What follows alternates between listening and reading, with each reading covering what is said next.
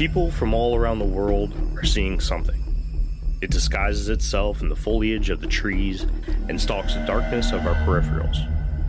Every race, civilization, and generation seem to tell of the ones who mask their presence from the world of man. Large, upright, bipedal, and covered from head to toe in hair that blends them into the shadows.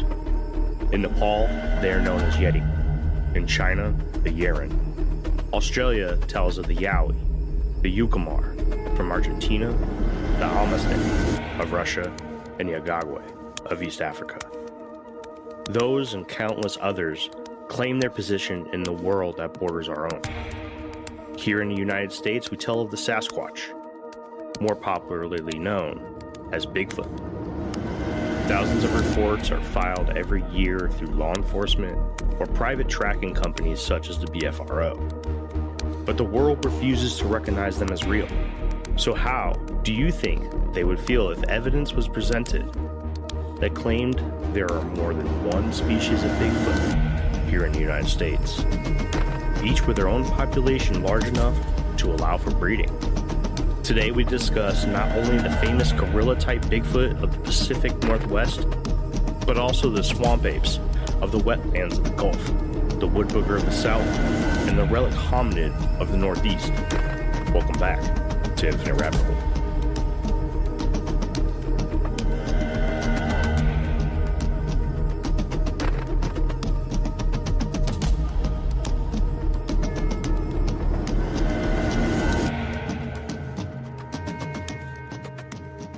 Welcome to the premiere episode of the fourth season of the Infinite Rabbit Hole podcast. The plan is to be back on our 15-episode schedule with possibly a few bonus episodes sprinkled in there. I know last season kind of went a little different than normal. We had some hiccups there at the end, and we kind of did a U-turn and kind of threw the towel in really quick.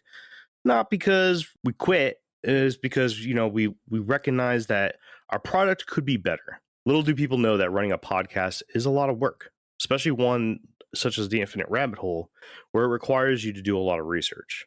But we're back on track, and we have some new plans we'll go over here in a little bit. But before we do that, I want to go ahead and introduce you to your hosts of Season 4. My name is Jeremy, and I am joined by my co-host and co-creator of the Infinite Rabbit Hole, Jake. What's going on, man? How you doing? Ready to kick off Season 4? Oh, dude, I'm so ready. I'm so stoked. I am so excited. We have so many awesome topics. I can't wait. Yeah, we'll get into that a little bit more too when I kind of explain what I just said to everybody in a little bit. I'll go in a little bit more detail, but before then, we'll go ahead and jump in and introduce the new guy, the newest co-host of the Infinite Rabbit Hole podcast. You guys have met him already in one of our bonus episodes during the off season, but I would like to welcome back Jeff from the Shadow Band podcast. Jeff, what's up, man? You ready to dive into the rabbit hole? What's up, fellas? I am more than ready. I am super stoked to be here with you guys, and I cannot wait to blow some minds with you guys. That is the attitude we need on this podcast. Thanks, man. When we were talking about the premiere episode, we came to the conclusion, why not just do an episode where we talk about the Bigfoot from our regions of the country? We just thought that would be really cool to kind of present the different kinds of Bigfoot that you can find here in the United States and really home in on the ones that live near us. Mm-hmm. I think I was kind of pitching the Bigfoot idea because we failed to get a Bigfoot episode in season 3. And then, I don't know, I think, Jake, you're the one that kind of built off of that and recommended that we did like our own regional Bigfoot. Or was it Jeff? I'm not sure. One of you two did it. Maybe. I completely fell in love with it. I was like, fuck yeah, let's do that. And then on top of that, came up with an idea of reading off a few encounter stories from the BFRO website to go along with it, which I'm really excited about because I found a pretty good one from here in Virginia, and I'm really excited to get into it. So before we get started, Jake, Jeff, you guys have anything, or you guys ready to jump in? I'm ready to go. I'm so ready to jump in. Let's fucking do this, man. All right. So, as I said before, most people only know of one type of Bigfoot, if they know Bigfoot at all, and that's going to be your typical Patty Bigfoot, the one from the Patterson-Gimlin film out in California, Oregon, Washington, Sasquatch. Mm-hmm. But to most Bigfoot researchers and enthusiasts, there are 2 different species, and each of those have 2 subspecies, making a total of 4. And there's also a decent handful of people that rather go by a different list, a list of 10 different subspecies. Today, we are talking about types 1, 2, 4, and 7 from that list of 10. And later on in the season, we'll be talking about another type, but we'll go ahead and keep that under covers for now till the time is ready.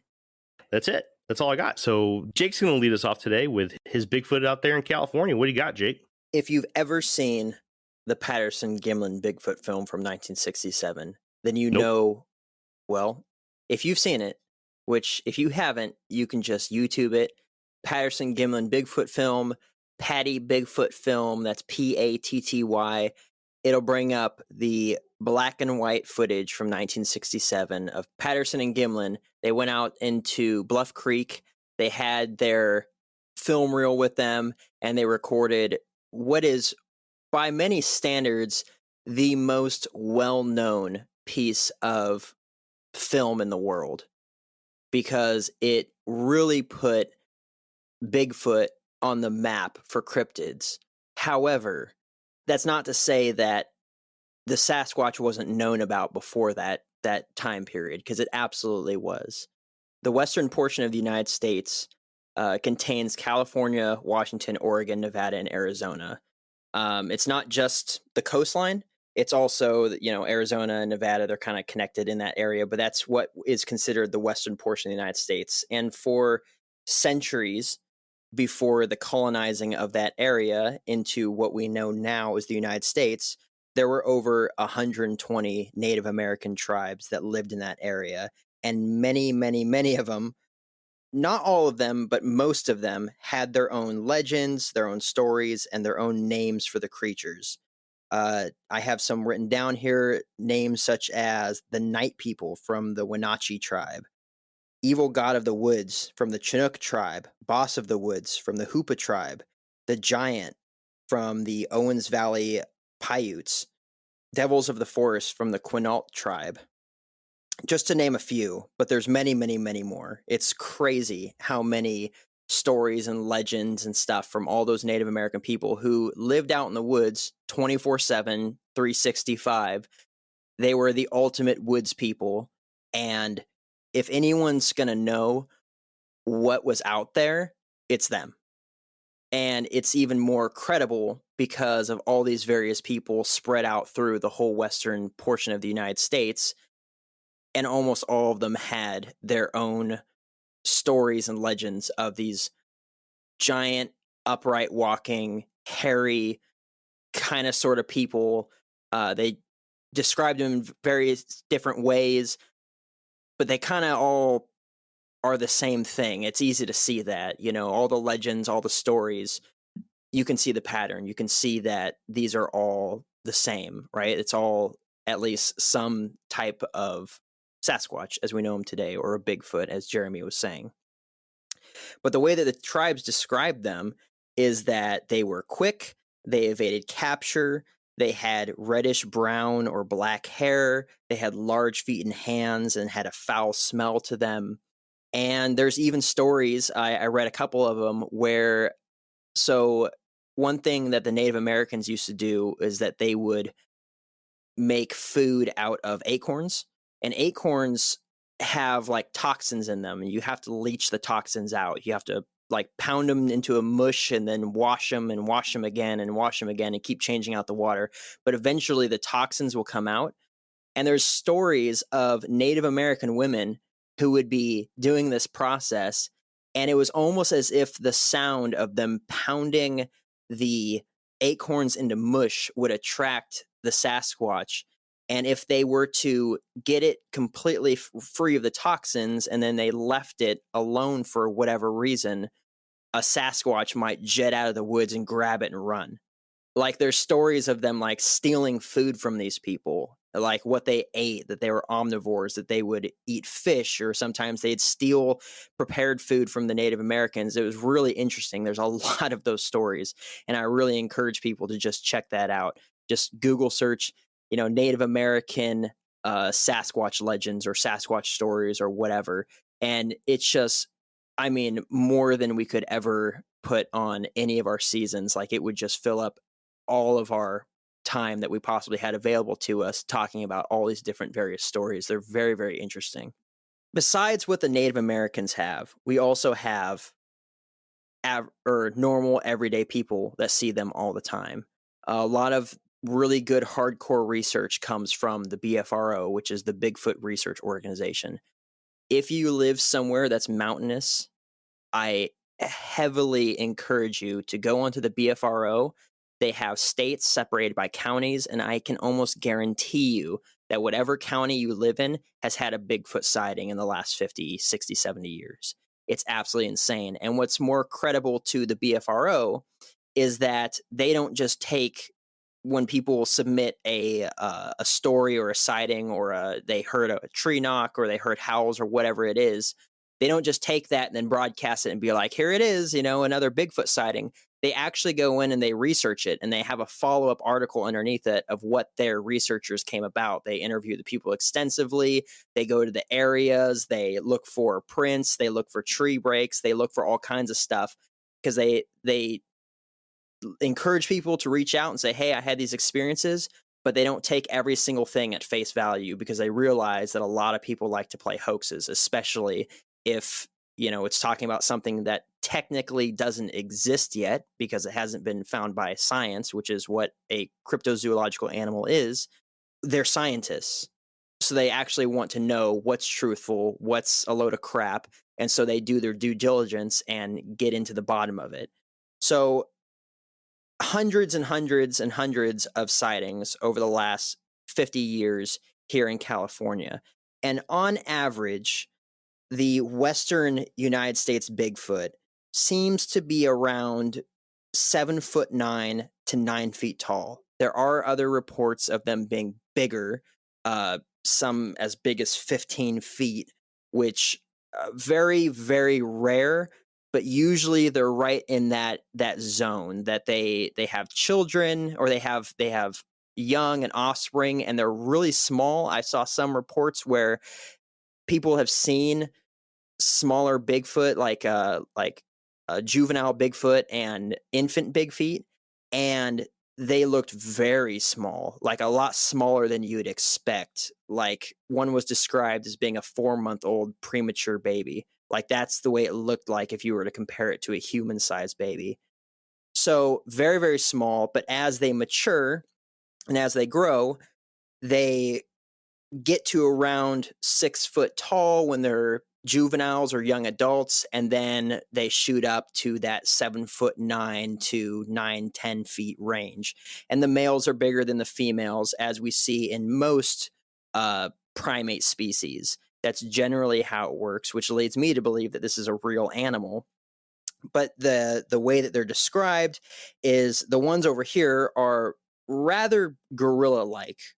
Kind of like if you put a gorilla on human legs. They look very gorilla-like. They have that really extinguished eyebrow that kind of comes out. They have a square jaw, flat nose, big cheekbones.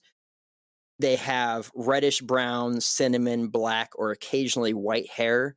But even like the black ones and the reddish brown ones, they are seen sometimes with gray hair, or hair that's graying, because the animal's getting older, just like we see with mountain gorillas, where the silverbacks are just older gorillas. And they're estimated to be around 500 to 800 pounds. They're kind of shy, but they can be provoked and get aggressive if they're provoked into that. As far as Bigfoot goes, they're probably on the bigger end of, as far as their size goes, for the United States. So they're bigger, they're more calm, more shy, but they do interact with people. Sometimes people do get things thrown at them, or they're just trying to scare people out of the way. So I did my research, and I'm going to pull a couple things right off the BFRO, the Bigfoot Research Organization. And I wanted to read very briefly a couple of accounts that I came across. And they have very recent accounts. This first one is actually from June 6th of this year, 2021. And I thought that was pretty interesting because I don't know, it's easy to just kind of picture in your head that something that has been around for so long, but it's just like, yeah, but I haven't heard any sightings. Like all these sightings are from years and years ago. Well, no, this one's from a couple months ago. And so I was looking into it, and basically this woman is talking about how she was out in Hoopa, California, and she was hearing howls. They call them Ohio howls on the Hoopa Indian Reservation. This was documented on the BFRO, and this is what she writes, so I'm just going to read it out. Something woke me up from dreaming. I was dreaming I was trying to sleep, but there was a noise outside, so in my dream I got out of bed, and I went to the window and pulled back the curtain. I started tapping on the window to let whoever was outside know that they were being noisy and disrupting my effort trying to sleep. After my third tap on the window, I woke up from my dream and realized I had to go to the bathroom.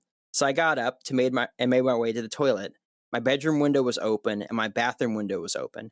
Just before I flushed, I heard a faint noise and I started to think it was a motorcycle coming down the bend on the highway. And in that second, I thought to myself, who would be riding a motorcycle this early in the morning? Then the noise got louder and drawn out and had a deep vibrating howl, and then it stopped. I realized then that it was something I've never heard before, and it was not a human. It sounded like it was on top of the mountains behind my house. Afterwards, I noticed there was no dogs barking, not even my dogs, and there weren't even any crickets. It was dead silent outside. I was telling myself, oh my gosh, did I just hear what I think I heard? I headed back to bed and noticed the clock said 3:33 a.m. I asked my husband if he was awake. He had been snoring when I was in the bathroom. I told him I just heard something. I explained the sound to him and said I think it was a Bigfoot. I could not believe what I heard. Could not sleep for over an hour, and we laid in bed waiting to hear more howling, but there was no more. The next day I told everyone in my house. Nobody had heard it. Later Sunday morning, I used my cell phone to Google different animal sounds to try to find the same howl I heard. I tried mountain lion, wolf, fisher, fox, and none of them were in the least bit similar. Then I Googled Bigfoot howls. Oh my gosh. In 1994, Ohio moaning howl is almost exactly what I heard. I got chills when I listened to it. I played the recording in my household, and my oldest adult son recognized the sound also. He, as well as a few of his friends, have had a few experiences too, including a rock being thrown at him. He has the rock in his bedroom. So this account goes on, but this was recent, and this is not something that's uncommon. If you've never heard of people reporting howls or recording the howls, there's a lot of YouTube videos where you can actually go on there and research that, and you can type in Bigfoot howl. There's hundreds of videos of people recording these things, and it's exactly what this woman said. It doesn't sound like anything else you've ever heard before in the woods. It's not an elk. It's not a mountain lion. It's not a wolf. You rule out all of the known animals, and then you're left with, well, what else could it be? And one thing that's really prevalent when it comes to Bigfoot sightings, or even hearing things like the tree knocks and or you have rocks thrown at you or whatever the case may be, is these howls. So it's really interesting. I had something similar hearing tree knocks on my last camping trip. I kind of went into it a little bit on our last episode, but I would love to be able to hear these howls. And I'm stoked that not only is it from really recently, but it's actually pretty close by. Like, California is a big state, but it's only in this state. Like, I could drive there and spend the weekend and do my own research. And that's something I think I'm gonna go to. I don't think I can get on the Hoopa reservation. I think you have to have special access for that, but I can at least get close by. So it's something I'm going to have to look into for myself. Hey everybody, bear with us while we take this quick break.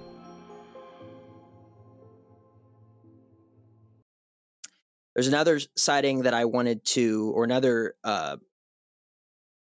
another one that I wanted to go over. This is also from the BFRO.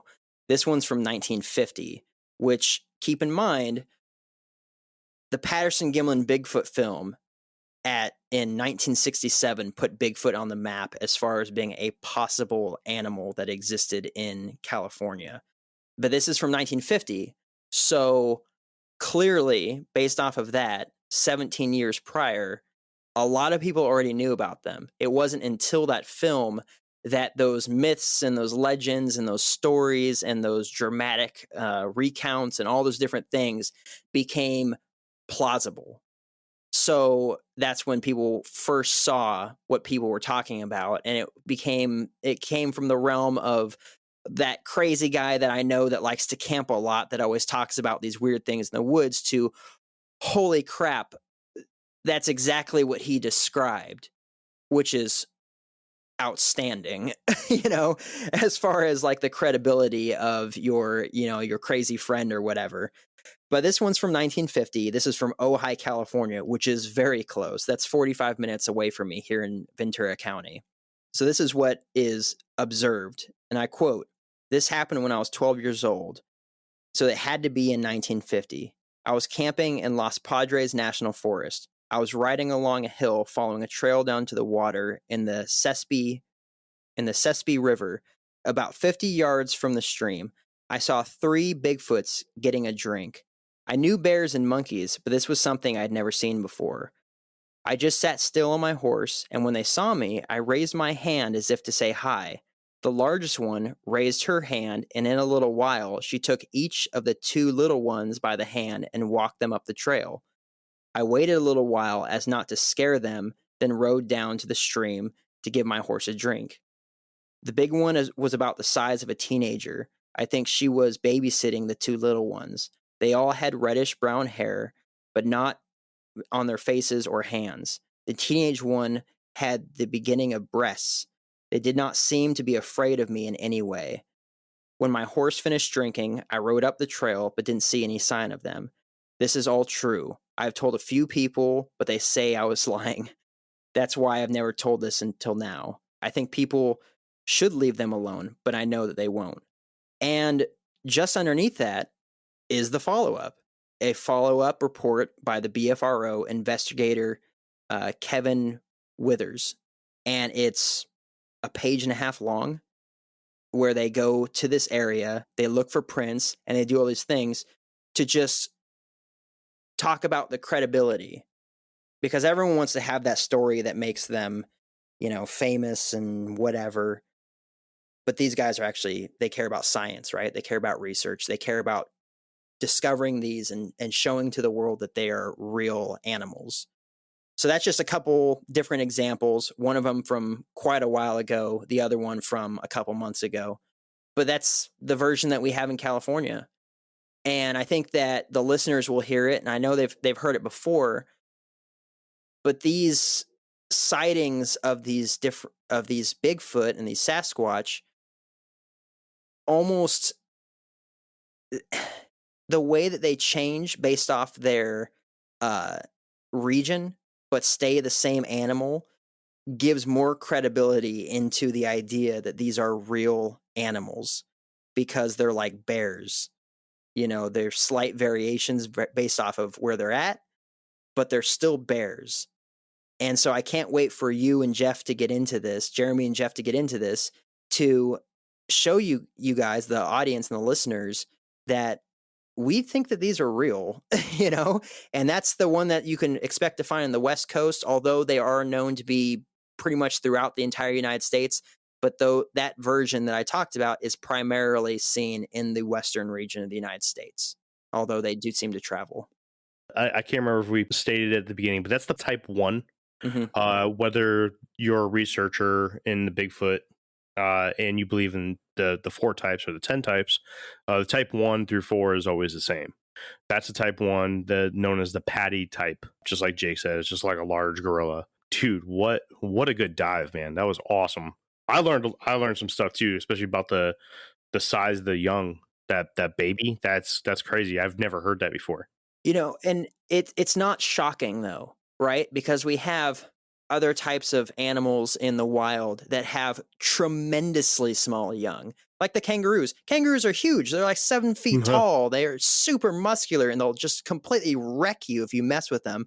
And yet they have these little itty bitty pink, finger length babies that just spend all their time in the pouch until they're big enough to actually emerge out of there.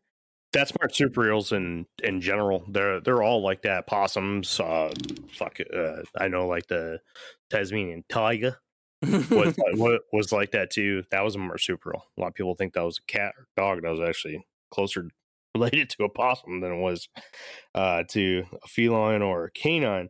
For anybody that's looking into famous encounters of the type 1 Patty Bigfoot, you can obviously, like Jake said, you can look into the Patterson-Gimlin film. There's numerous famous encounters with these kinds, but the two that I really want to highlight for anybody that's really into the history of Bigfoot, obviously, I need you to look at the Ape Canyon incident and the Albert Ostman incident. The Albert Ostman incident actually happened in Canada, just north of the Pacific Northwest here in the United States. But those are really, really good, and those are historical when it comes to Bigfoot. Jake, awesome job, dude. Jeff, you got anything for Jake, man? Yeah, I got a question, or maybe more of a comment, but I'm looking at images from the Patterson-Gimlin film, and I've seen the footage before, but I just haven't looked at it in a while. But I'm looking at pictures from the film. Has anybody decided whether or not that creature is male or female? Because it looks to me like that's a lady, my dude. Okay, yeah, that's what I was thinking, because it looks like it got some breastises. Without being too X-rated, and I don't think so, because this is, an animal we're talking about. It is, one of the things that's pointed out in that film, as far as the validity of it, whether it's a costume or it's an actual animal, is that, granted, the film is grainy, and there's people that have stabilized it over time, and they put it more in the center of the screen, and they bring out the color a little bit more. But one thing you can notice with that video is that the breasts sway as it's walking, versus if it was a foam padded suit of some kind, they would be rigid. Oh, and yeah, not I see move. that. Okay, yeah. So you can actually see them move, and as well as seeing the muscle structure underneath the shoulders and the arms. You can see these different things. That video has been broken down hundreds and hundreds of times by wildlife researchers, by biologists, by people that study anatomy, and it is one of the best videos that's ever been taken, where it seems like no one can say that it's bullcrap. Yeah. Because if it's fake, it's the best fake video of a cryptid that's ever emerged ever. 100% hands down. It's nuts. If you want to hear a really good breakdown of that video, our season 1 finale, Jake, myself, and our co-host at the time, Wes, broke down that video. The title of the episode is simply Patterson-Gimlin film. We went into the whole breakdown of the Planet of the Apes movie being made at the same time, with Hollywood's top dollar unable to produce a suit that didn't show the seam or buttons or zippers or Velcro, forcing them to put clothes on the costumed apes in order to cover up those seams. And then this Bigfoot film comes out a year before that on an amateur film set, and it literally has muscle tone and swaying breasts and movable appendages on its fingers. Anybody that's new to the Infinite Rabbit Hole, I really highly recommend going to check out that episode. It's called, again, just Patterson-Gimlin film season 1 finale. It's an hour long of us breaking down this historical video of a real life Sasquatch, which Jake, myself, and Wes, spoiler, all believe that is actually true, that we're looking at a real life Sasquatch. One of our most popular episodes to date, highly recommended. Jeff, if you haven't even heard that episode, highly recommend you go check out that one too. I don't think I have. I probably should. I'm just going to go ahead and say that I'm an expert analysiser because I looked at that picture and immediately thought that's a female. So I'm going to go ahead and give myself a pat on the back for that one. Good job, man. Thanks, buddy. Yeah, Hey, right. I see boobs. That's I a lady. I see boobs. I'll tell you what, the guys at the BFRO, they really do their research, because if you go into there and you go into their FAQ, their frequently asked questions, they have what is a Bigfoot or a Sasquatch, and they break it down. They break down the anatomy, the physiology, the behavior, and the useful literature and the links that you can go to and learn more for yourself. And in this article and in this section of their website, they actually break that down, because one thing that's actually known about sightings of the type 1 Bigfoot or the patty type Bigfoot in the West Coast region is that, unlike other types of big feet, or at least not all of them, their chests are covered with hair. In both the males and the females, everything except the nipples and the areolas have hair on them, which you don't see with gorillas. Gorillas have, I think they have bare chests, but chimpanzees have hair-covered chests. So even though they're both great apes, they have those different variations, or orangutans, they have bare chests. But in this instance, for a Sasquatch, you see the West Coast version of the Bigfoot or the type 1 has hairy chests, except for its nipples, which we see that in great apes. So it just more leads into this idea that this is in fact a real animal. I'm trying to see right now whether or not both species of gorillas have bare chests. And it looks like the mountain gorilla has a little bit of a hairy chest, and the lowland has a bare chest. There you go. I also want to say, in regards to the BFRO sighting you brought up, where the guy essentially waved and the Bigfoot waved back, I definitely would not be waving at a Bigfoot if I saw one. In fact, I'd probably be as still as possible. So that guy's got some cojones. I think it would depend on how in danger you felt. Nope, not at all. I will not be drawing attention to myself. Period. Well, I can tell you that when I was on that camping trip and I was hearing all those tree knocks around me, I was in a tent and the tree knocks were a distance away and I didn't move a muscle. So I get it. Exactly. Because it was pitch frickin' black outside and there was no lights, and your eyes can adjust, but only so good. You know? So I was like, all right, I'm not even leaving my tent. Nope. I'm going instant fetal position. That's it. Well, good breakdown, Jake. That was really good, man. Thank you very much. And then after Jake, we have Jeff with the Type 7 Swamp Ape. Yes. Thank you, Jeremy. I am Jeff. And the Swamp Ape, Skunk Ape. You guys like that? That's a good one, huh? Yeah, so Swamp Ape, Skunk Ape, Florida Bigfoot. Yeah, there's a lot of different names for it. I actually wrote up a little thing. I'm just going to read what I wrote. So here we go.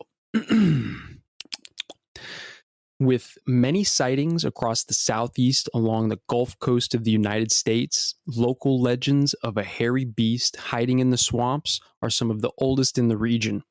Known to the Seminole tribe of Florida as the Esti Kapkaki, or Tall Man, this creature has been described as a long-haired, bipedal hominid with a pungent, almost unbearable stench. Its hair is reported to be much longer than its counterparts, and its height coming in at an estimated 6 to 7 feet tall. The skunk ape or swamp ape is much smaller in stature than its northern cousins, which could be one of the reasons that footage of the swamp ape is very rare. From the southern tip of the Everglades to the eastern preserves of Texas, there's more than 1,650,000 acres of connected, nearly impenetrable swamps and forests, leaving plenty of room for a breeding population of hominids to remain mostly unseen. With over 330 sightings reported to the BFRO in Florida alone, it's hard to discredit the possible existence of this elusive creature. The only close-up pictures of the swamp ape arrived mysteriously at the Sarasota Police Department on December 22nd, 2000, in an envelope with an anonymous letter. 2 photos were sent showing what appeared to be a tall, hairy hominid showing its teeth and staring directly into the camera. This is known as the Mayaka footage. First of all, let me just stop for a second, because Jeremy was the first person to enlighten me about the Mayaka footage.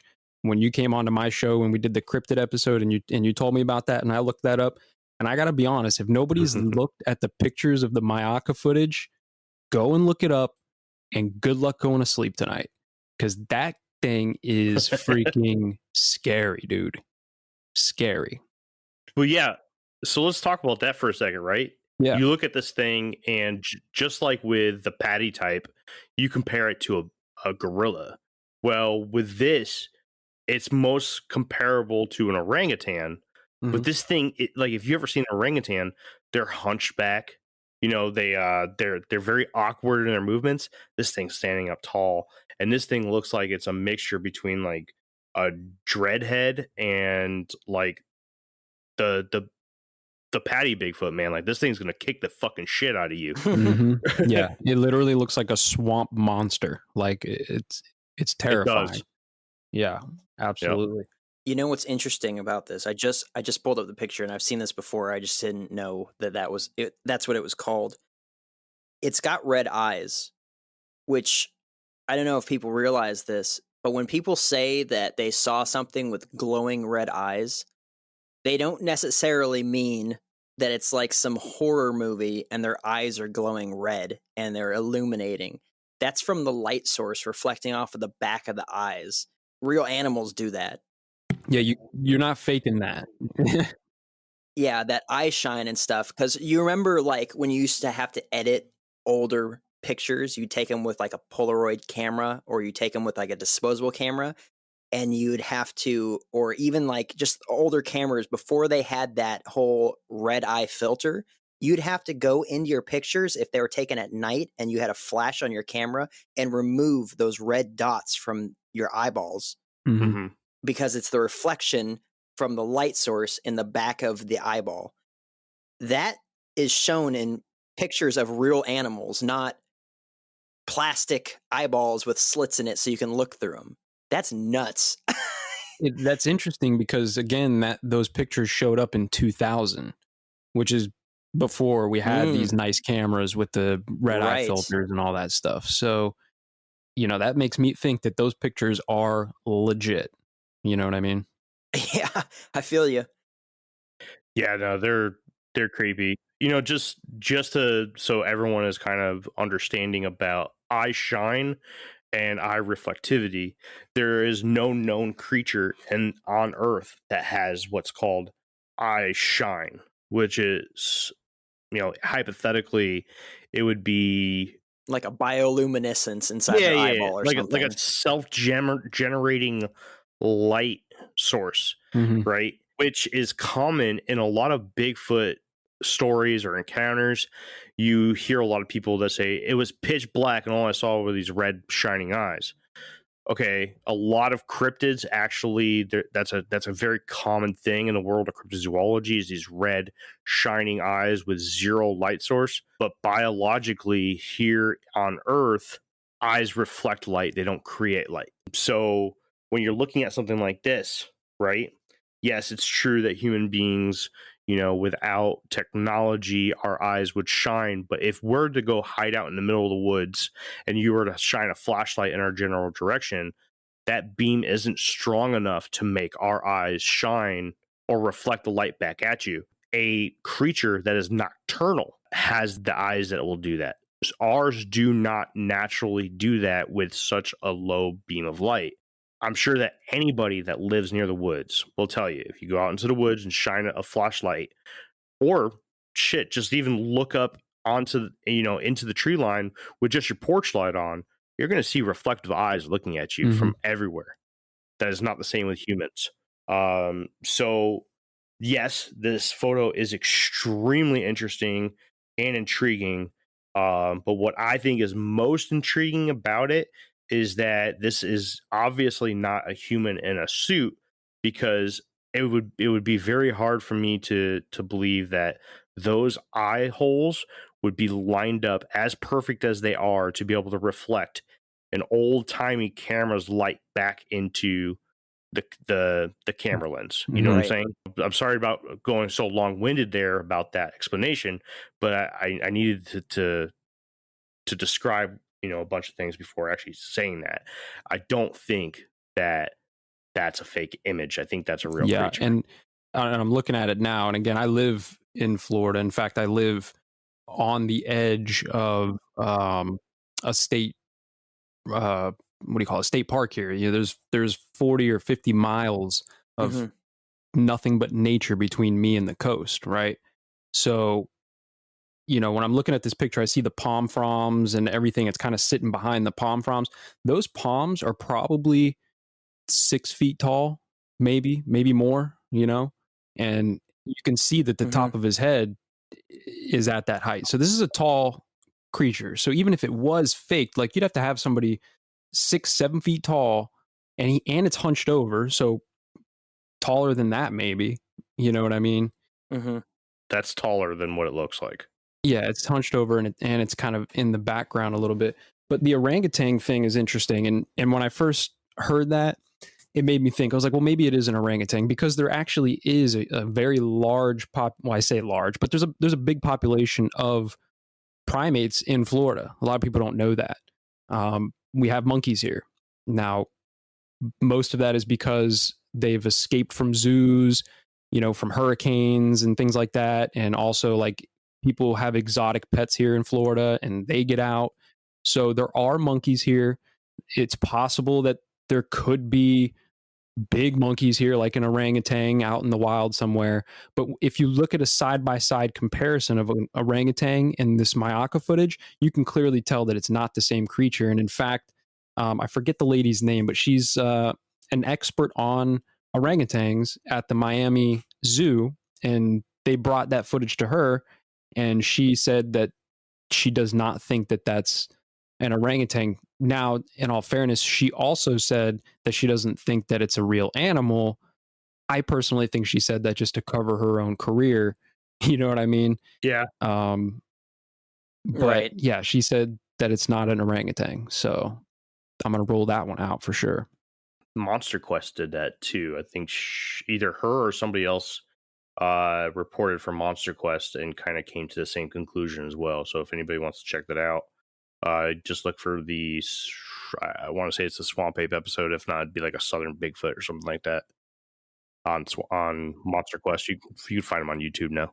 I also have two very recent sightings, Class A sightings of Swamp Ape in Florida that have happened within the last year. Okay. And there's actually quite a few. Before I get to those two, I'm just going to quickly mention, less than 5 miles from me in the 70s, there was a sighting by a bunch of kids at a lake near here. And then again, less than 5 miles from me in another direction, there was a sighting back in, I believe, 2017 of another one with people who were kayaking down a river. So the sightings are recent and they go back far as well, but there's a lot to go to this. But I'm going to get to one of these Class A sightings now. So the most recent one that I came across, it was this year, 2021, in March 27th in Sarasota County, the same place where they got the Myaka footage, same region, same area. This gentleman, I'm not going to read the whole thing because it's actually really long. I'm just going to kind of paraphrase all of it. But essentially, this guy was making breakfast. Him and his wife, they're cooking breakfast, and they have a window in the kitchen that looks out across the backyard. And apparently when this guy, looked up, he saw one of these skunk apes or swamp apes walking, about 50 yards out from tree line to tree line. And when he looked up to his wife and said, "Hey, did you see that?" Immediately, I believe it was his granddaughter, came running from the other room saying, "Did you see that? Did you see that?" So she had saw it as well from a different window in the house. So you had two people see the same creature at the same time. After they reported this to the BFRO, they sent the investigator out. They did find what they thought were footprints, but they weren't good enough for them to say, hey, this is definitely a footprint or not. They don't have any castings of it just because. And that's something that I want to bring up. There are examples of footprint castings that I came across from the swamp ape here in Florida, but there's not a whole lot of them. And I think the reason is because the ground here is so moist and it rains so often, tracks disappear within hours in Florida. Even if a deer walks across my yard, and I go out there the next morning, I can't find the tracks. You know what I mean? So I think that's one of the reasons there's not a whole lot of those tracks. But yeah, two people saw that creature at the same time. They estimated it was probably 7 feet tall, walking left to right, about 50 yards outside of his window from tree line to tree line. So that one was pretty interesting. And then there's another Class A sighting that I came across in 2020 in December. So, less than a year ago. Where was this one at? This one was in Okaloosa County. So this is in the northern part of Florida, up in the Panhandle area. And I'll read this one because it's actually really short. It says here, my husband and I were sitting in the woods hunting in northern Florida, about an hour from Alabama. We were sitting in the brush and heard a loud crunch, thinking it was a big buck. When my husband and I turned to look, about 80 yards out, we see a massive human-like figure that was covered in medium, longish, brown hair looking from behind a large oak tree at the end of a bottom towards the entrance of a branch head.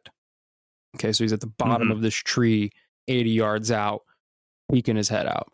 About 30 minutes later, we heard another loud crunch, and right behind a pine tree, we looked, and another 80 yards out, heading towards the bottom, we see the same large, hairy human figure turning and heading deeper into the creek bottom. So they heard it and saw it twice, two people. And then after they sent the investigators out there to check that out, this is one that they did find footprints for. There are castings. They've got map locations. This one looks like it was pretty well documented. And they've got some pretty solid evidence to back up these two people's, account of what they saw. So I thought that was pretty interesting. And it's, honestly, the fact that these are two Class A sightings within a year of each other. Yeah. I'm kind of like, all right, man, like somebody's got to pull one of these things out of the woods one day so that we could see it. You know what I mean? Like, I know it's out here. But that reminds me of that time that I got freaked out, man, when we were doing that episode and the lights came on, dude. I'm telling you, man, like when it's out there, it's out there. We got them spooked, guys. Oh, yeah. So Jake and I appeared on his show a little while ago. What, about a month ago ish? Something like that. Something like that. And we got towards the end, and Jeff's like, we need to cut this up short, guys. My motion light just came on. He goes, there's a fucking Bigfoot out there. Yeah, man.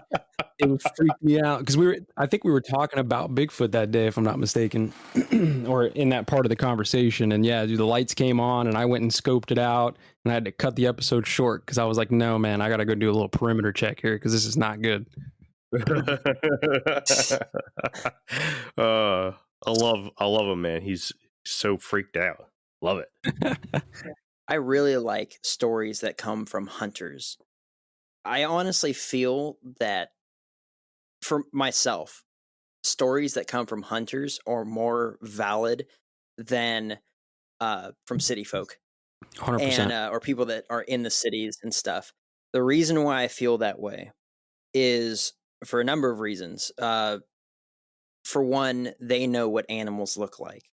Even if you're only a deer hunter or a pig hunter and you're that for your entire life, you see enough wildlife that you can determine if something is an upright walking bear or just a bear or something else or whatever.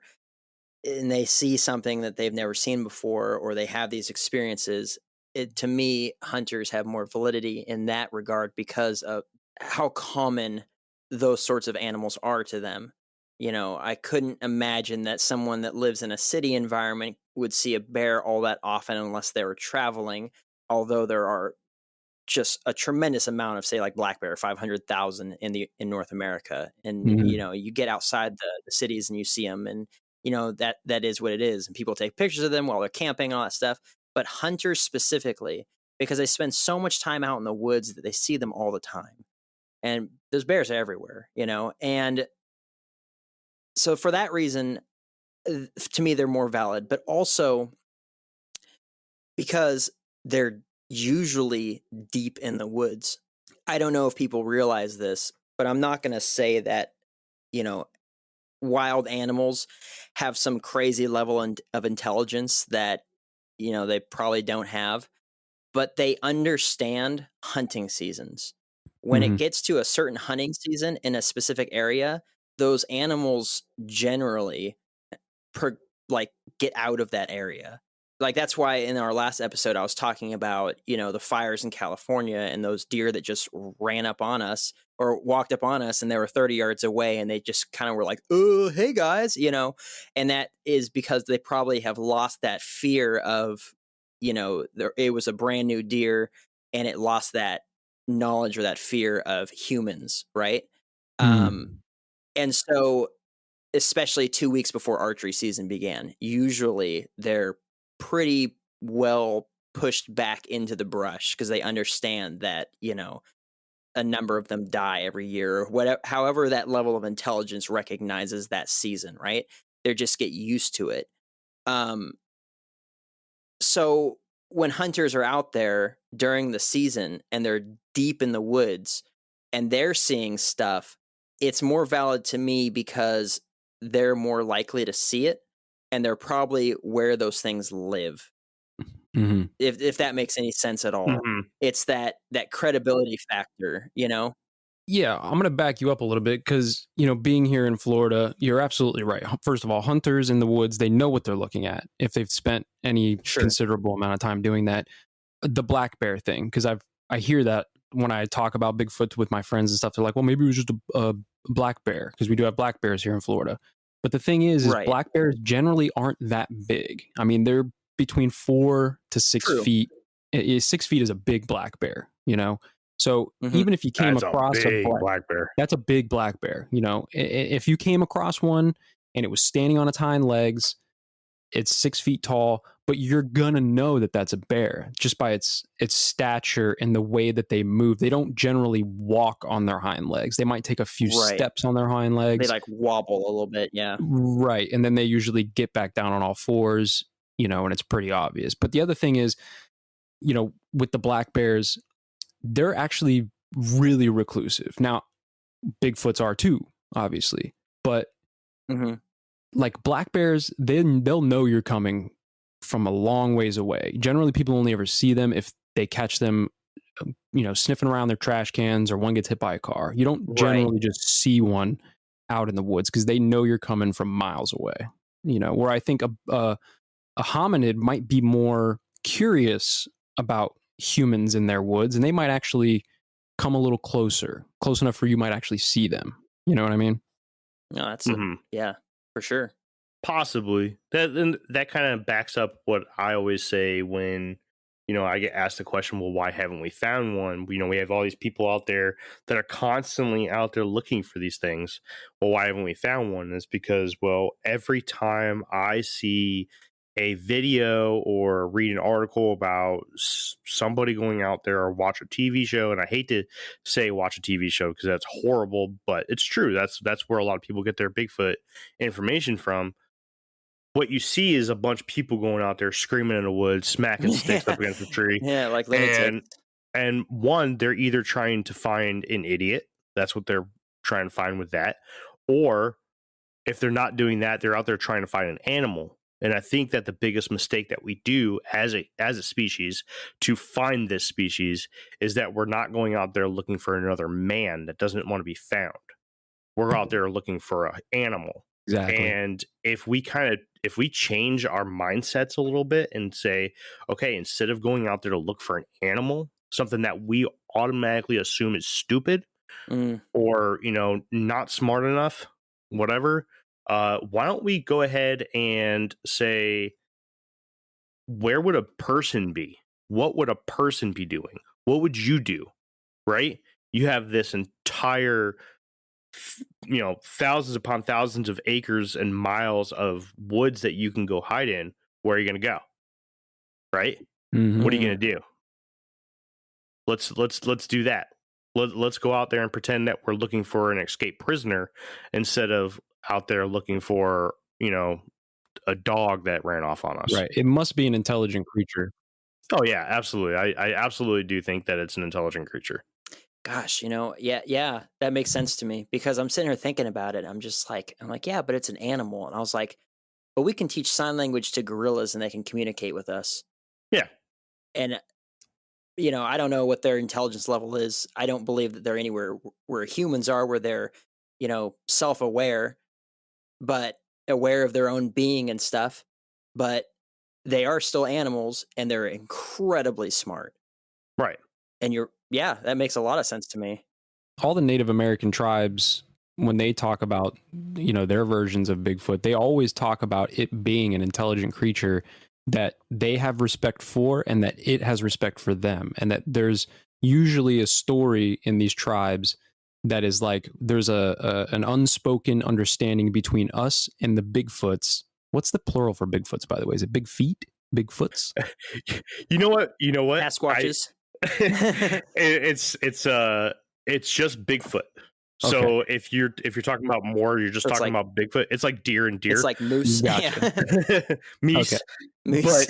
But I personally love calling them big feets. That's just me. It's a joke that I do, but I like it and I roll with it. Yeah, big feats. So yeah, they have it seems according to their oral traditions, the tribes and the big feats have an understanding and a respect for each other, which makes me think that those creatures are intelligent enough not only to hide from us, but to know how to interact with us and when to interact with us. You know what I mean? So how to scare the crap out of us. Yeah. Yeah. Yeah. All right, we got to get moving. Let me I'm going to go ahead and shorten mine down just a little bit. Jeff, dude, for your first reporting on the Infinite Rabbit Hole, that was great, dude. I really liked your little intro into the Swamp Ape. That was awesome. Thanks, buddy. Yeah. That was really good.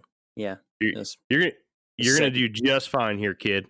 It's fun, man. This is a place where I get to write and read stuff. I get to actually do a little bit of professionalism here. And my show, you know how it is. There's no professionalism over there, so it's good. It's a fun show, though.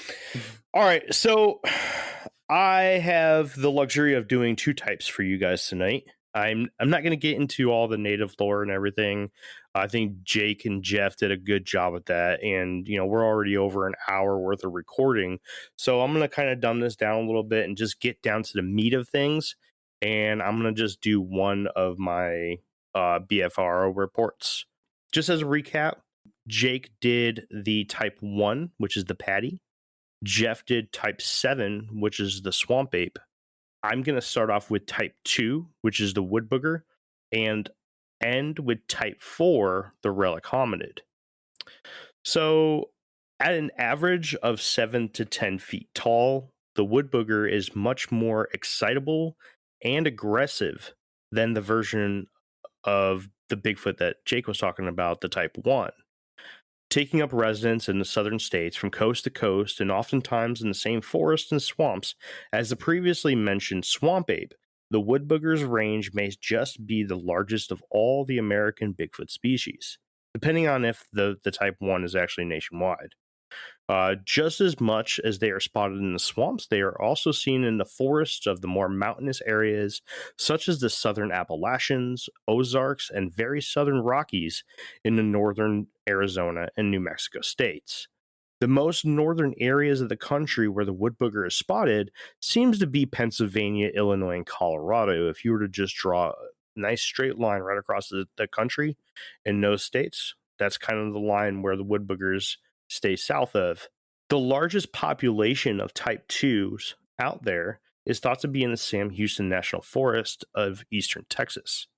If the type 1 is the gorilla-like, and the type 7 is the orangutan-like, this one has been described to be the chimp-like Bigfoot. The Woodbooger sports a hybrid human and chimp-like footprint with a fifth digit slightly offset from a normal human print. The eyes of this type are said to be pure black and seem to lack a white. Often seen in both the upright walking on two legs and running on all fours position, the type 2 is versatile, fast, and can be aggressive. They are believed to be territorial and are known to be confrontational at times. There are tons of stories of the Woodbooger peeping in windows, slapping houses, attacking smaller livestock like goats and chickens, and throwing rocks and sticks at those that walk by them in their vicinities. It is even said that the lore of the boogeyman comes from the old mountain legends and stories that parents would tell their children. Come back by the time the sun goes down or the booger will get you, which eventually turned into the boogeyman. Most Bigfoot creatures are thought to be nocturnal and diurnal, but this one seems to be primarily nocturnal, with a small amount of sightings during the day, mostly during daybreak and sunset.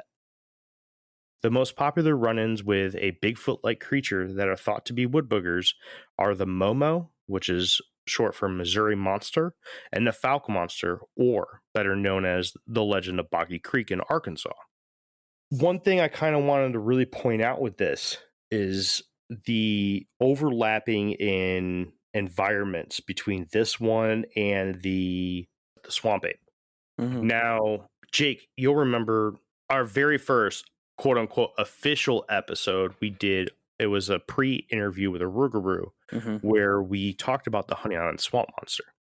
Now, the Honey Island Swamp Monster, there's a lot of division amongst the Bigfoot communities as to whether that is a type 2, like the one I just described, a type 7, like the one that Jeff just described, or even possibly, and this one's a little bit reaching here, but possibly a type 3 that we're not going to get into today, and we'll eventually get to in a different time, but it's much, much more aggressive. That's why it's kind of a reach, and the geological area doesn't necessarily fit.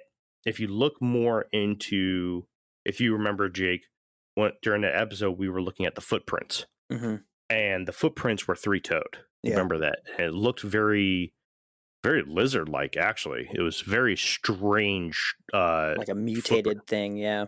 Yeah, so awkward. Remember, we went on and on and on about like maybe it had its toes bitten off by a gator. We talked about that for like 25 minutes. I know. Yeah. That was the only thing we could really come up with. Is like it was mutated, like just some abnormality, or it had its toes crushed off or bitten off or cut off. Snapping turtle. Yeah, that's something we pointed out too during that episode. But you know, I just wanted to make it clear that a lot of people say, you know, oh, you're bullshitting me because the thing that this person said they saw was tall, beefy, and hairy and looked like an orangutan. You're telling me you look like you saw something that was an overgrown chimp running on all fours. It's important to realize that some of these Bigfoot subspecies overlap, and they could possibly live close to each other. So when someone says that I've seen this kind of Bigfoot, you know, don't immediately say, okay, that's the only Bigfoot that can be here, because that's not true. You know, don't discount somebody that says that they've seen this other kind of Bigfoot. Look at the geological area. It's out there. You can Google it. You know, there's plenty of sources out there that will explain to you the different kinds of Bigfoot in the regions that they're in, or most likely, and it's just the best picture that we can paint by the encounters that we've have. Fucking stumbled over myself there. I get what you're saying. That 10 times fast. It's like it's like there's canines, right? There's wolves and foxes, and people will be like, yeah, I've seen a wolf and I've seen a fox, but they could never exist together in the same area. Yeah. Exactly. Like, oh yeah, you saw an orange thing? Well, obviously, dude, the thing I'm seeing is gray and big. So you're an idiot. No, dude, come on. You know, it's important to realize that, you know, these things do live near each other nobody's bullshitting, or I mean, actually, a lot of people are probably bullshitting, but somebody could potentially not be bullshitting you. Mm-hmm. So have an open mind when you come to these things. Every single subspecies that we talk about today and the other ones that are on this list of 10 are very well documented. There's a good chance that all 10 of these in some way, shape, or form exist. That's pretty much all I have there. You guys got anything to add or any questions about the Woodbooger? No, but I think it's interesting that the Woodbooger is the origins of the boogeyman. That kind of blew my mind. I agree with that. And you know what? When you talked about your story, you probably saw a Woodbooger. No. No? The one that I think I saw is the one I'm about to talk about next. The more aggressive one.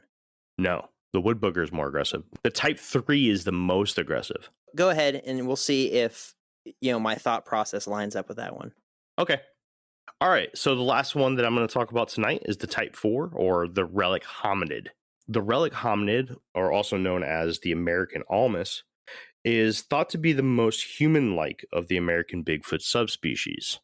The range of the type 4 is the northeast of the United States, going as far south as Virginia and as far west as Ohio. So you're kind of looking at those very far northeast states: Virginia, West Virginia, Ohio, Pennsylvania, Jersey, Delaware, New York, Massachusetts, Connecticut, Rhode Island, Maine, New Hampshire, and Vermont.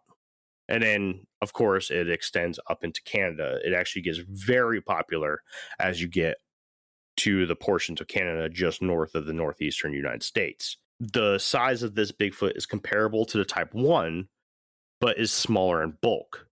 Where the Paddy type Bigfoot is very tall and bulky, like a linebacker, the Relic Hominid is very tall as well, averagely around 7 to 9 feet tall, but thinner and much more athletic looking, more built like a basketball player, instead of like this big hulking linebacker.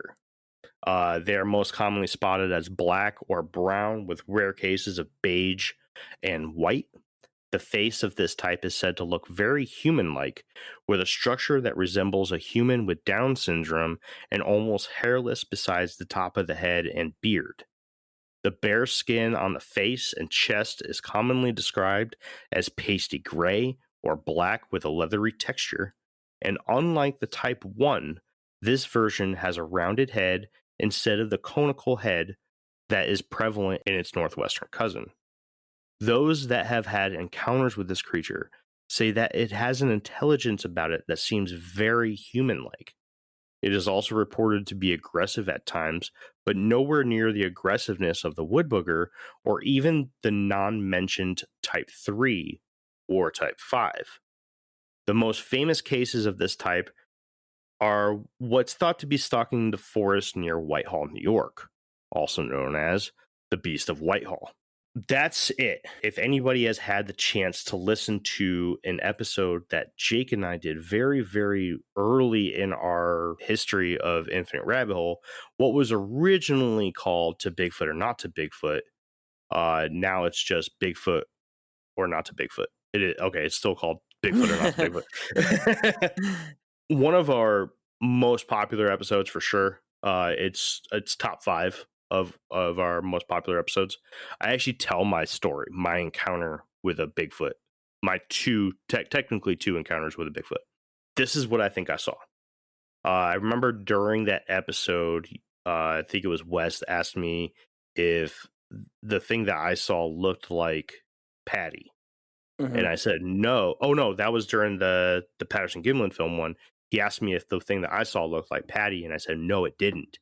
I said it wasn't that thick. It was thinner. Oh, yeah, you did say that. I was doing research into this type 4, and I was like, oh, shit. I mean, I've looked at a type 4 before. I've looked at all the types before, but I've never really did a deep dive into any of them and really looked at what's the build of this thing. Right. But, dude, I'm telling you, I left out a few things about this particular Bigfoot, we'll get into later on, and, time's kind of wasting away here.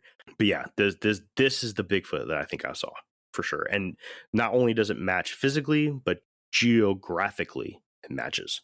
So that makes sense then why you don't want to have that experience again. You want to come with me to Bluff Creek and go wave at some docile Bigfoot, not see the ones that are snapping deer in half and stuff and screaming cuss words into the woods because they have their own language, you know? Yeah, true. Yep. I'm going to just fall back on the fact that I'm not waving at any of these things. I'm going straight fetal position, not moving, period. Play dead. It's a bear. Yeah. Or run. Well, I'll go running off with it to go have tea time, and it's like, you know, in its cave, and then I'll come back and tell you everything that was about, like, the whole experience. You know what, Bigfoot? You're really nice. Yeah. It'd be like that Tenacious D movie, The Pick of Destiny, or no, what was it? It was their their music video where he's tripping on mushrooms and he meets Sasquatch in the woods and he's hugging on the trees and stuff. Oh gosh, I don't know. I've never You're seen a little that. baby Sass.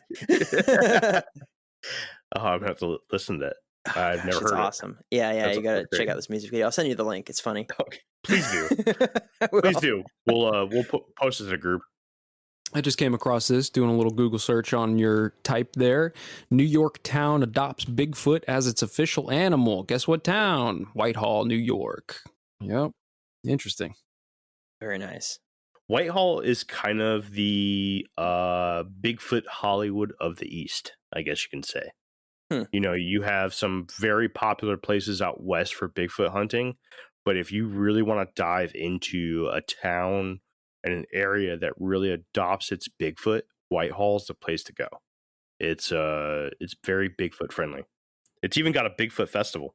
I was going to say That's a awesome. festival. They have Sasquatch Appreciation Day. Interesting. Yep.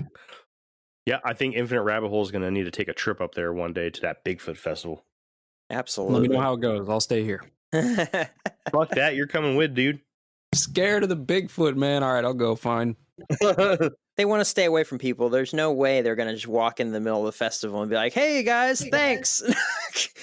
And if they do, we'll capture it. That's the thing about, like, Bigfoot researchers, though, because a lot of people that research Bigfoot have this idea or this knowledge that they've got to be in such small populations and numbers, or at least they're really, really successful at hiding. I mean, the areas we talked about, millions upon millions of acres of just nothing out there. Maybe the occasional cabin or like a fish camp or something like that, or a hunt club. But they're just so good at staying away from people that, you know, there's people that really want to see them, but a lot of people are kind of on the same page as far as, like, we're not going to shoot one, we're not going to trap one. We just want, you know, 100% proof in the form of video evidence or hair samples or, you know, feces or whatever it is. But, you know, this idea, and a lot of people get really hostile with that, this idea that, yeah, if I ever saw a Bigfoot, I just shoot it and I just, you know, collect its body. Honestly, that might be the easiest way to go about proving that an animal exists for science, so that scientists can break it down and see what's inside of it and, you know, open up its brain and all that stuff. But people hate that idea, and I'm kind of on the fence with it. You know, I don't just run out into the woods and kill things. You know, I'm not a monster. I got to be honest. That day that I got freaked out and did a perimeter search, I did it locked and loaded, buddy. Well, and I mean, that's just being smart, because as far as you know, there's a person that was going to break into your house because you're quietly talking on a microphone and they don't, you know, or whatever. You know, that's just being intelligent, being smart, and having your wits about you. But at the same time, and that there, no one's going to argue that you shouldn't defend yourself, right? But Well, people don't never want mind. you. Well, but most people don't want, you know, the idea going around there that let's all just go into the woods with guns to shoot a Bigfoot. Yeah, no, I agree. I agree with that. Now a dog man, yeah. Blow that No, fucking a head dog right man, off. just clear out the brush, you know. Shoot a bazooka at the thing, you know, because if you don't get it, it's gonna get you. But Have you looked into Dogman at all, man? Yeah, man. Dog man. The one that really freaks me out is the Wendigo. I mean, never mind. I'm not gonna get into that. Dogman's fucked. Dog man, Oh, goat man. man is also fucked. I don't know if you got into goat man at all. Sheep Squatch is pretty cool. I mean, there's so many. It's ridiculous, dude. There's so many cryptids. Obviously, not all of them are real, but all of them are awesome. All of them are awesome to read about. They're fun. They're exciting. Some of them, most of them, actually make biological sense. All right, so before we sign off for the day, we're already way over time. I'm actually not going to read my report here, but I'm going to let everybody know where they can find it and what the title of it is. The title of it is Hikers Startled by Encounter at Remote Cabin Near Woodstock. This is in the state of Virginia and in Shenandoah County. This is a Class A report. For anybody that doesn't know about the BFRO, they grade their reports by Class A, B, and C. A means that there was a physical entity. B means that there is evidence proven that Bigfoot could definitely have been there, such as footprints, wood knocks, screams in the dark, shadows, those kind of things. And C is like minimal evidence that a Bigfoot could have been present, such as like, oh, we smelt something really bad, or there was a piece of dirt that looked like it could have possibly been a footprint, but we don't know. It also could have been, just somewhere where somebody lifted a rock up out of the ground. This is a Class A. This is something where they actually went face to face with this creature outside of their cabin in the middle of the woods in Woodstock, Virginia. Pretty cool. I highly recommend everyone taking a look over at bfro.net.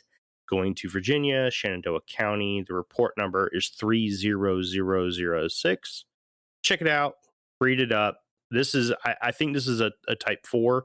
Again, Virginia is right on the border of the type 4 and type 2 area. So we have a little bit of both here.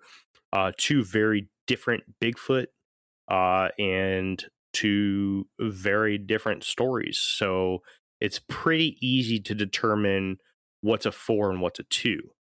Now, to kind of build upon what I was talking about in the very early portions of this episode, I said that most Bigfoot researchers out there believe that there are 4 different types, meaning 2 species and 2 subspecies each. The 2 technical species are the 1s and the 3s.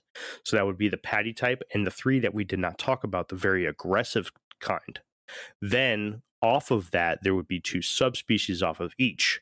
So the 1s and the 4s are considered to be of the same species, but having geological differences, just like Jake was talking about black bears that are a little different in the Appalachians compared to the Rockies. They're a little bit bigger out there in the Rockies because they have to compete with grizzlies, and there's more food out there like the elk and wild berries and stuff. So they're different.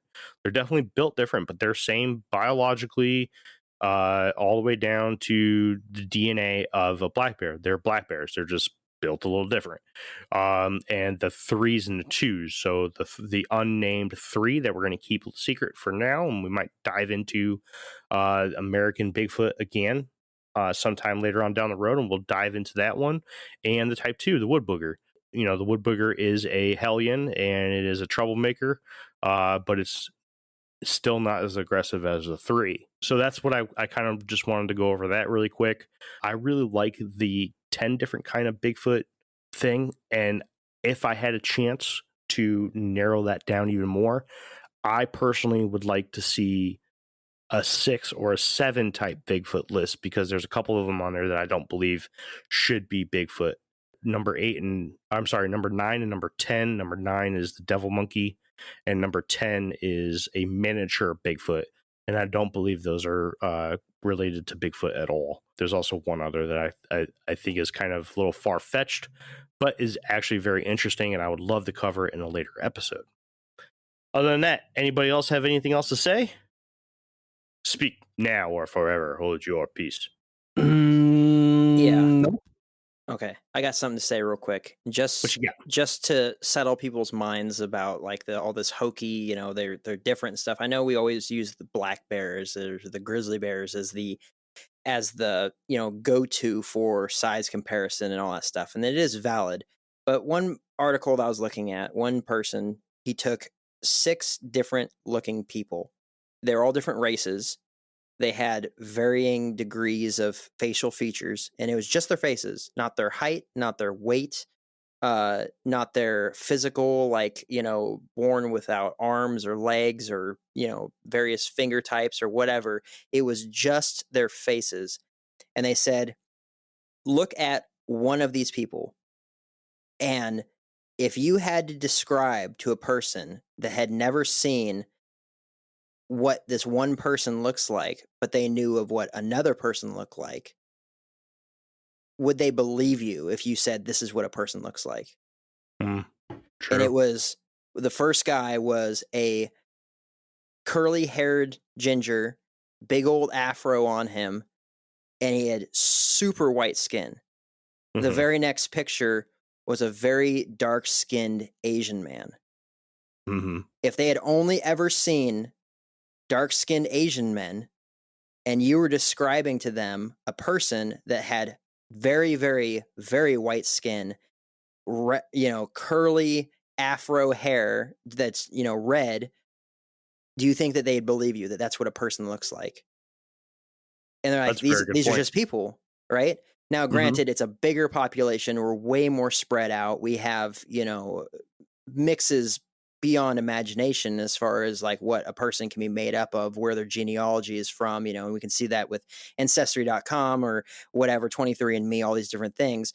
But, just take a small area, just take the United States, for example, all these different Native American tribes, wherever they came from originally. Some people say that, from the Asian area, because they have similar features and all sorts of stuff when people migrated here.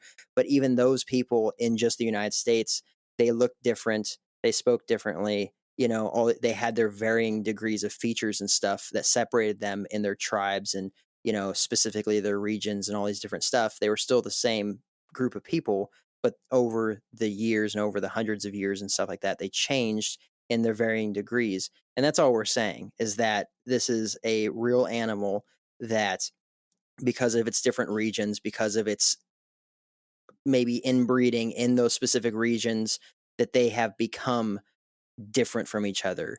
Maybe not in their species, but in their appearance and in how they operate and their aggression level and all these different things.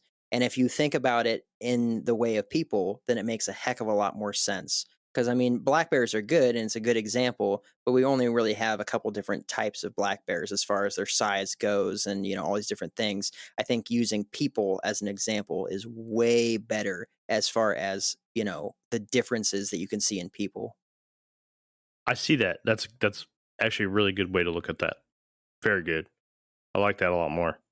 I don't know why people automatically go to black bears. I've seen that as an example so much. I think it's because it's an apex predator.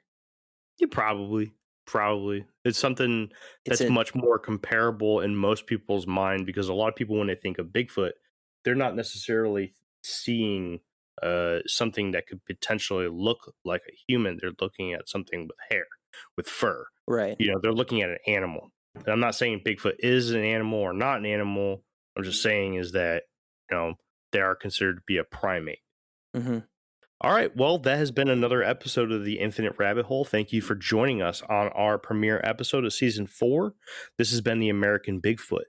As I said before, we're going to start ending these episodes with what's to come.